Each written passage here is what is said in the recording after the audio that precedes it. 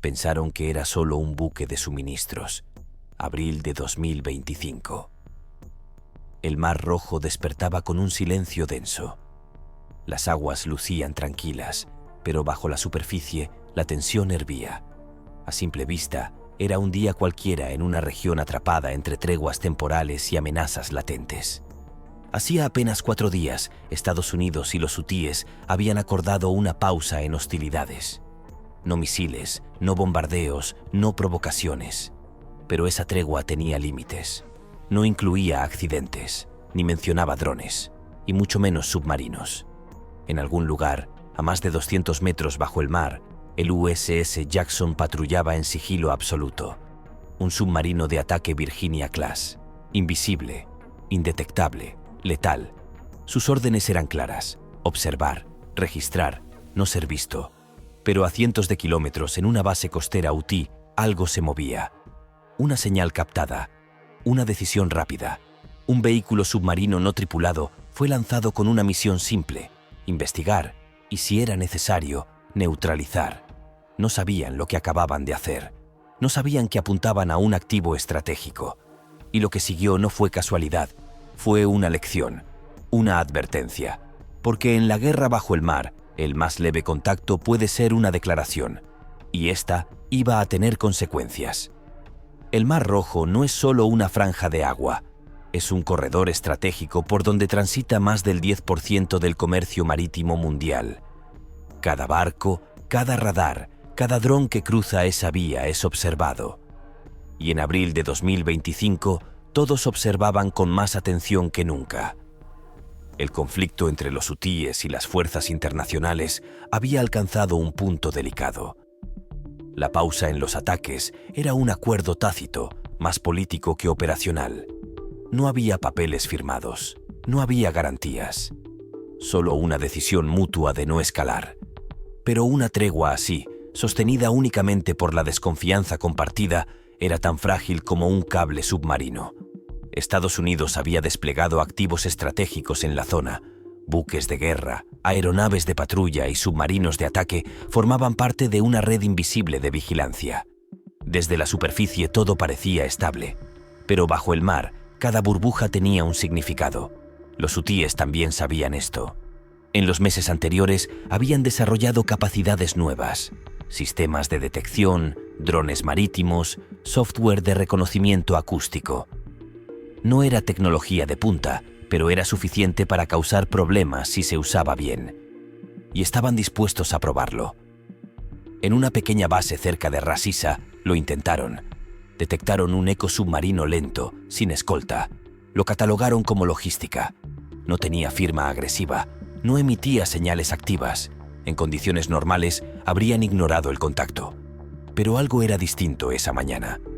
Un nuevo operador, menos experimentado, interpretó la señal como un posible blanco. Se consultó rápidamente. Decisión tomada. Lanzamiento autorizado.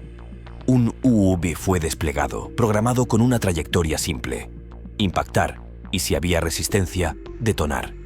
No sabían que habían apuntado al USS Jackson, ni que estaban a punto de activar uno de los protocolos de respuesta más estrictos del arsenal estadounidense.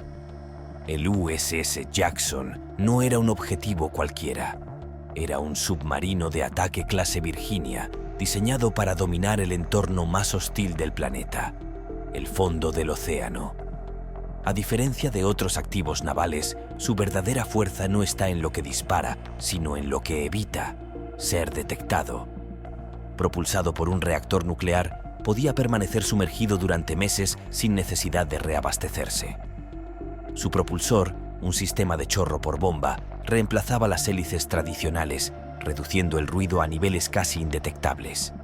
Y su casco, recubierto por miles de paneles anecoicos, absorbía las ondas de sonar como si fuera una sombra entre tinieblas. El Jackson patrullaba en modo de escucha pasiva. No emitía señales, solo recibía. Recogía firmas acústicas de embarcaciones, analizaba patrones de tráfico y recopilaba inteligencia. Esa misión, aparentemente rutinaria, era vital para entender qué estaba ocurriendo realmente bajo la superficie del Mar Rojo.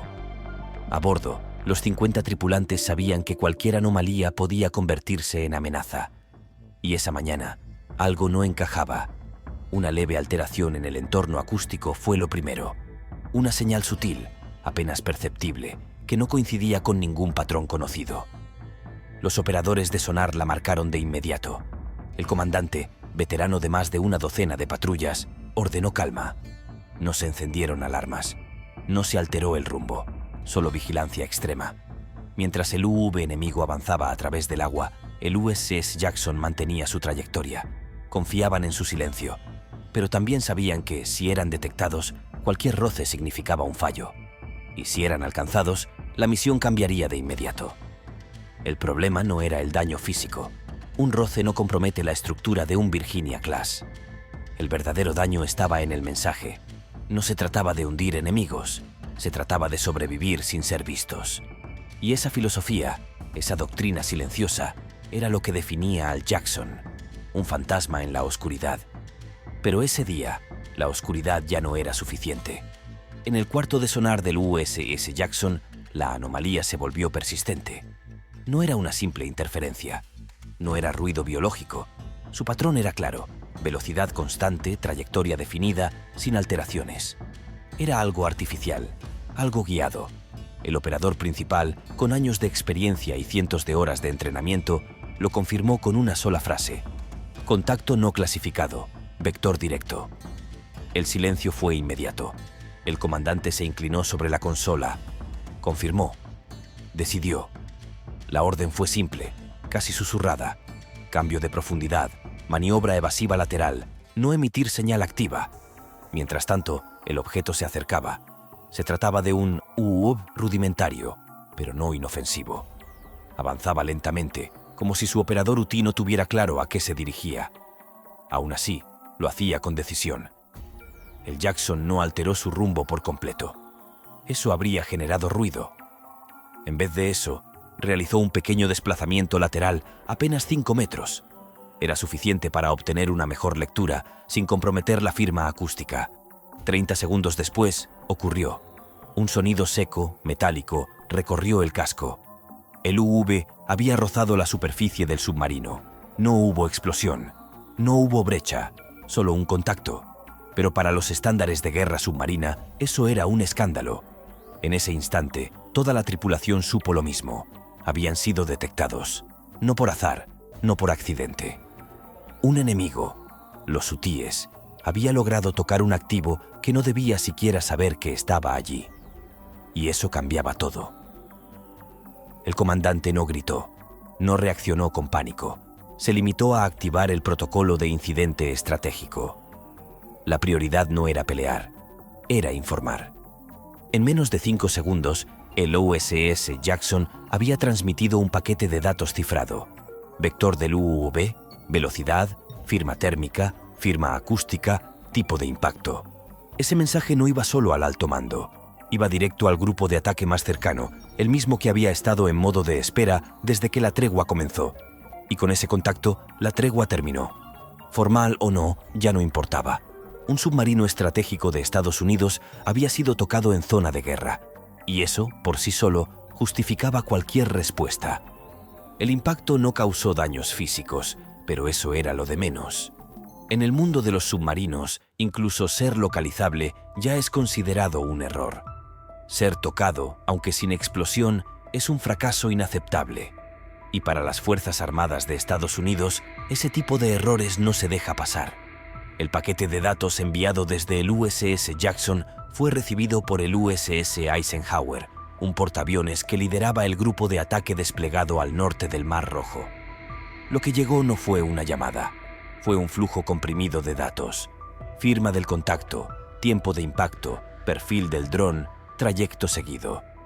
En menos de 5 segundos, el centro de comando del grupo activó la primera fase del protocolo: confirmación de amenaza y aseguramiento de superioridad táctica. Los destructores USS Gravely y USS Mason cambiaron su perfil de patrulla. Sus radares Aegis comenzaron a rastrear firmas submarinas y aéreas. Aeronaves de guerra electrónica EA-18G Growler iniciaron maniobras de interferencia en las frecuencias hutíes. Un avión I-2D Hawkeye sobrevolaba la zona para controlar el espacio aéreo y evitar filtraciones. Cada movimiento estaba preestablecido. Cada reacción era parte de un guión ensayado cientos de veces. El USS Jackson, aún en silencio absoluto, cambió a estado de alerta táctica. No ascendió. No disparó. Solo observaba.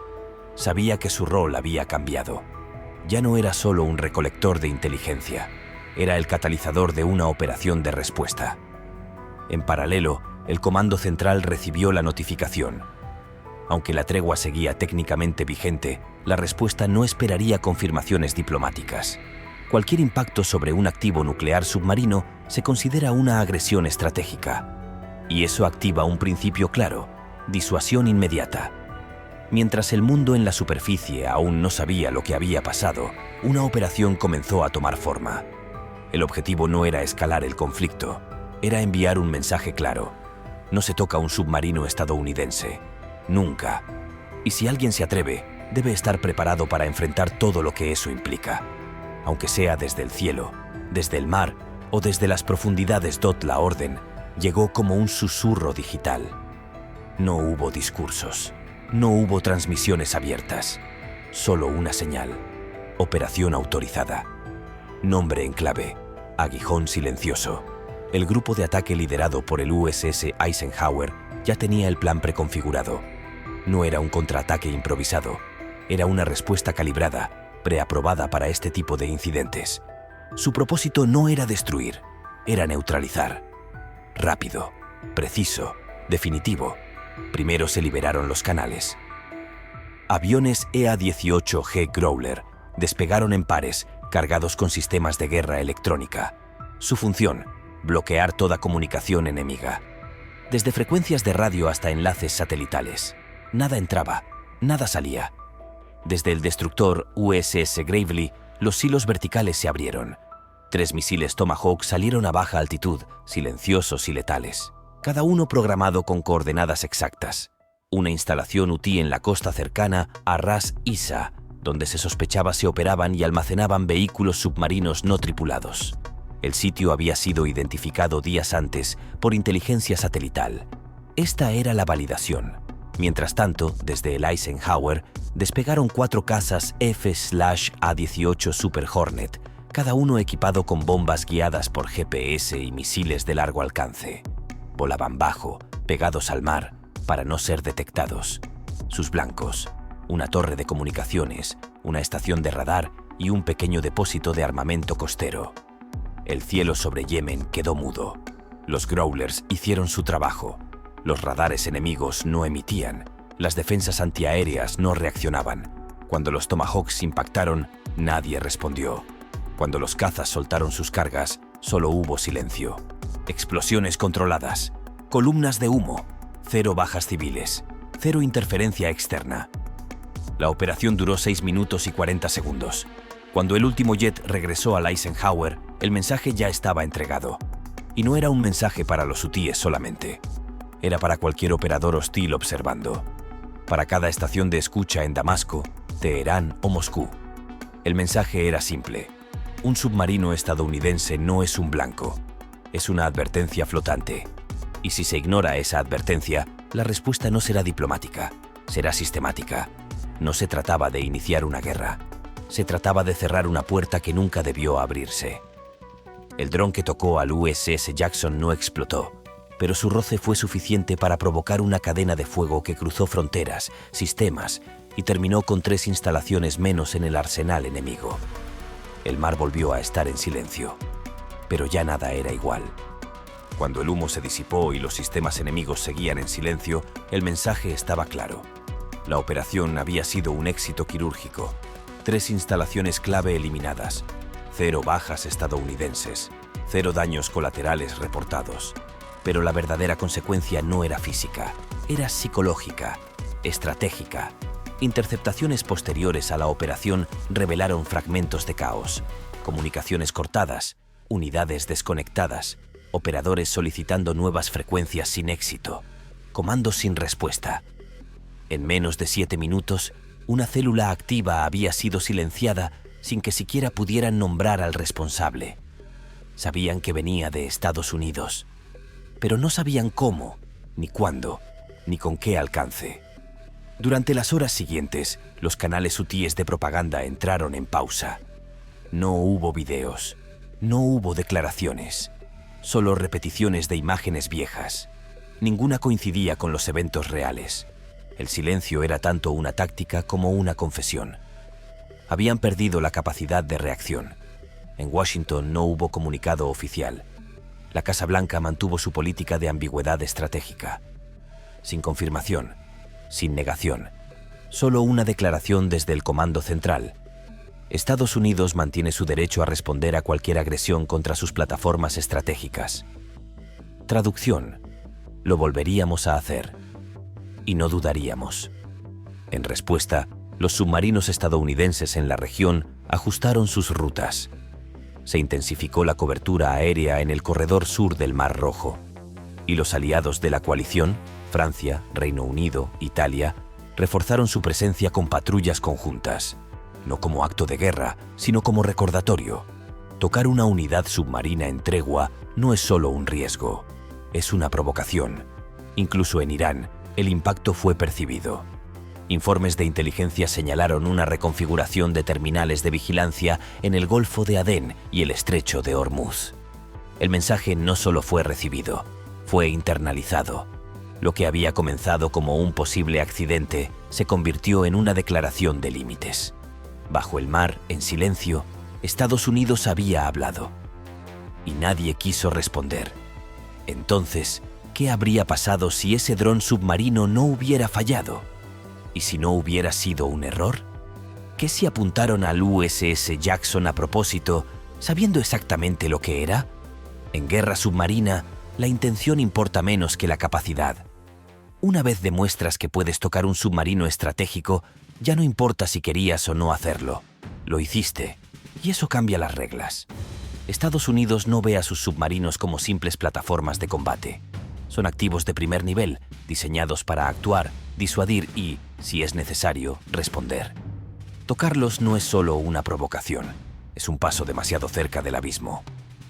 El USS Jackson volvió a sumergirse en silencio. No dio entrevistas, no apareció en titulares, pero su historia ya se había escrito bajo las olas.